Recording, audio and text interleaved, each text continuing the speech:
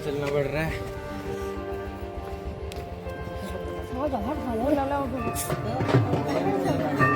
जय माता दी सभी को। आज मैं आया हूँ एक जगह पे जहाँ पे मैं बचपन में जाता था, और बचपन में गया था, कोई 8th क्लास में पढ़ता था तब गया था लास्ट टाइम। और आज मैं जा रहा हूँ बाइक पे, तब हम जाते थे पैदल। और जिस जगह पे मैं जा रहा हूँ उसको कहते हैं माता बाला सुंदरी कोट कहते हैं इसको। ये बिलावर में है और मैं एक कठुआ की तरफ से जा रहा हूँ। और मैं अभी रास्ते में पहुँचा हूँ, दिखाता हूँ ऊपर मंदिर। ये देखो जहाँ जाना है मैंने, पहाड़ों के ऊपर बाइक लेके आया हूँ। और रास्ते पहले रास्ता नहीं होता था, हम पैदल जाते थे यहाँ से, बट अब हम जा रहे हैं बाइक पे। भाई आपको दिख रहा होगा ऊपर माता रानी का भवन, वहाँ तक जाना है हमने। सफर की शुरुआत होती है बिलावर के इन खूबसूरत पहाड़ों से। बाइक पर निकल पड़े हम एक ऐसे रास्ते पर जहां हर तरफ सिर्फ प्रकृति का सुकून था। ठंडी हवाएं, घुमावदार रास्ते और दूर तक फैले हुए पहाड़। बिलावर के ये पहाड़ अपनी एक अलग ही पहचान रखते हैं। पहाड़ों में बाइक चलाना सिर्फ एक राइड नहीं होती, ये एक एहसास होता है।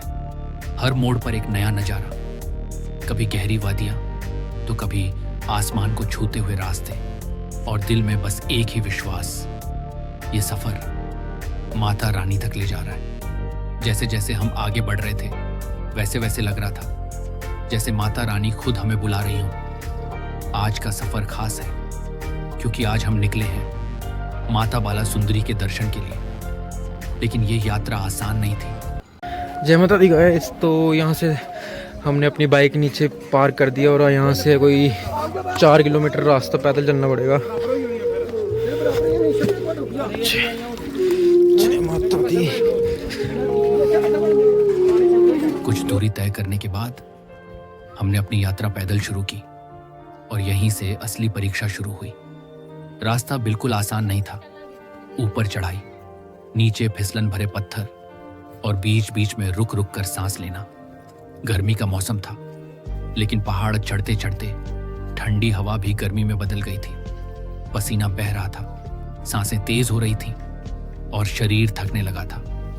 लेकिन हैरानी की बात यह थी कि हम अकेले नहीं थे। चारों तरफ भक्त ही भक्त थे। छोटे बच्चे, बुजुर्ग, महिलाएं, हर कोई माता रानी के दरबार की ओर बढ़ रहा था। किसी के हाथ में नारियल था, किसी के हाथ में चुनरी, तो कोई सिर्फ विश्वास लेकर चल रहा था। नवरात्रि का पावन समय था और यही कारण था कि इतनी भारी भीड़ उमड़ी हुई थी। कई लोग दूर दूर से आए थे। किसी ने मन्नत मांगी थी तो कोई मन्नत पूरी होने के बाद धन्यवाद देने आया था। रास्ता चाहे कितना भी कठिन क्यों ना हो, लेकिन किसी के कदम रुक नहीं रहे थे। हर चेहरे पर थकान जरूर थी, लेकिन उससे कहीं ज्यादा आस्था और विश्वास दिखाई दे रहा था। बीच बीच में हम भी रुकते, थोड़ा आराम करते, पानी पीते और फिर से आगे बढ़ जाते। कभी लगता था कि अब नहीं हो पाएगा, लेकिन तभी अंदर से एक आवाज आती थी, माता रानी बुला रही हैं। और बस फिर से हिम्मत आ जाती थी। जैसे जैसे हम ऊपर चढ़ते गए वैसे वैसे नीचे का नजारा और भी खूबसूरत होता गया। पूरा पहाड़ी इलाका, हरे भरे पेड़ और दूर तक फैली घाटियां। एक तरफ प्रकृति की सुंदरता और दूसरी तरफ भक्ति का माहौल। दोनों मिलकर इस सफर को और भी खास बना रहे थे। कभी कभी रास्ता इतना संकरा हो जाता था कि एक समय में सिर्फ एक ही इंसान जा सकता था। फिर भी लोग धैर्य के साथ एक दूसरे का साथ देते हुए आगे बढ़ रहे थे। कोई किसी को पानी दे रहा था, कोई किसी को सहारा दे रहा था। यही इस यात्रा की खूबसूरती है, जहां अजनबी लोग भी अपने बन जाते हैं। समय बीतता गया और हम धीरे धीरे अपने लक्ष्य के करीब पहुंचने लगे। थकान अब अपने चरम पर थी, पैर जवाब देने लगे थे, लेकिन दिल अब भी पूरी ताकत से कह रहा था, बस थोड़ा और फिर वो पल आ ही गया जब हम पहुंचे माता बाला सुंदरी के पवित्र दरबार में। उस पल की जो भावना थी उसे शब्दों में बयां करना बहुत मुश्किल है। आंखों में खुशी, दिल में शांति और चेहरे पर एक अलग ही सुकून। ऐसा लगा जैसे सारी थकान एक ही पल में खत्म हो गई हो। लेकिन यात्रा यहीं खत्म नहीं हुई थी, क्योंकि अब सामने थी एक और चुनौती। दर्शन के लिए लंबी लाइन, इतनी लंबी कि करीब 3 से 3.5 घंटे का इंतजार। पहले तो थोड़ा मुश्किल लगा, इतनी मेहनत के बाद इतना लंबा इंतजार। लेकिन फिर सोचा जब यहां तक आ ही गए हैं तो यह भी माता रानी की इच्छा ही होगी।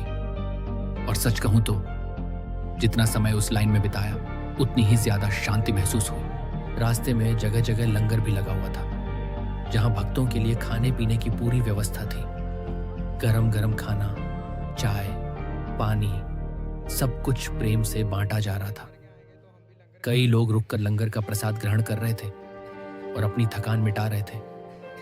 लेकिन हमने सुबह घर से निकलते वक्त ही तय कर लिया था कि आज बिना कुछ खाए सीधे माता रानी के दर्शन करने जाएंगे। दिल में बस एक ही भावना थी कि सबसे पहले माता रानी के दर्शन और उसके बाद ही प्रसाद ग्रहण करेंगे। रास्ते भर भूख भी लग रही थी, थकान भी बढ़ रही थी, लेकिन फिर भी हमने खुद को रोके रखा। हर बार जब लंगर दिखता तो मन करता रुक जाए, लेकिन फिर वही विश्वास, माता रानी के दर्शन पहले। भीड़ में खड़े होकर भी एक अलग ही सुकून था। हर तरफ जय माता दी की गूंज थी। और फिर आखिरकार वो शुभ क्षण आया जब हमें माता रानी के दर्शन हुए। उस एक पल ने पूरी यात्रा को सफल बना दिया। दिल से बस एक ही आवाज निकली, जय माता दी। ये यात्रा सिर्फ एक सफर नहीं थी, ये एक अनुभव था जिसने हमें सिखाया धैर्य, विश्वास और समर्पण का असली मतलब। अगर आपको कभी मौका मिले तो इस पवित्र यात्रा का हिस्सा जरूर बने और माता बाला सुंदरी के दरबार में जरूर आएं। और अगर आपको यह व्लॉग पसंद आए तो लाइक, शेयर और सब्सक्राइब जरूर करें। जय माता दी। गाइस, दर्शन करके आ गया हूँ मैं नीचे और देखो ये एक पदयात्रा थी और सच कहूं तो काफी कठिन भी। रास्ता मुश्किल था, थोड़ी थोड़ी दूर पर रुकना पड़ रहा था, सांस लेने के लिए ठहरना पड़ रहा था। और सबसे खास बात, हर तरफ भक्तों की भीड़ थी। कोई दूर से आया था, कोई अपनी मन्नतें लेकर, छोटे बच्चे, बुजुर्ग, सब माता रानी के दर्शन के लिए बढ़ रहे थे। नवरात्रि का समय था, इसलिए भीड़ इतनी ज्यादा थी कि कभी कभी कदम रुकने लगते थे, लेकिन अंदर से एक शक्ति मिल रही थी। शायद माता रानी ही हमें आगे बढ़ा रही थी। थकान के बाद भी एट द एंड हम वहाँ पे पहुँच गए। यहाँ पे हमने लगाई थी अपनी बाइक और गाइस बहुत मिस किया अपनी बाइक को और जल्दी जल्दी बैठ गया। अभी यहाँ से निकलेंगे हम, और उससे पहले हमने यहाँ पे एक हेलमेट रखी है अपनी, उनसे लेंगे।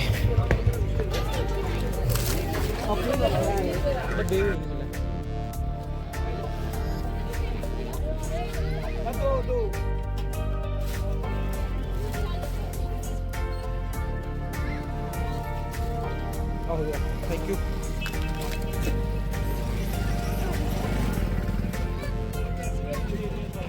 गाइस ये देखो मेरी बाइक का यहाँ पे क्या हो गया, किसी ने पता नहीं जानबूझ के किया जाए, ऐसे ही लग गया होगा वहीं से।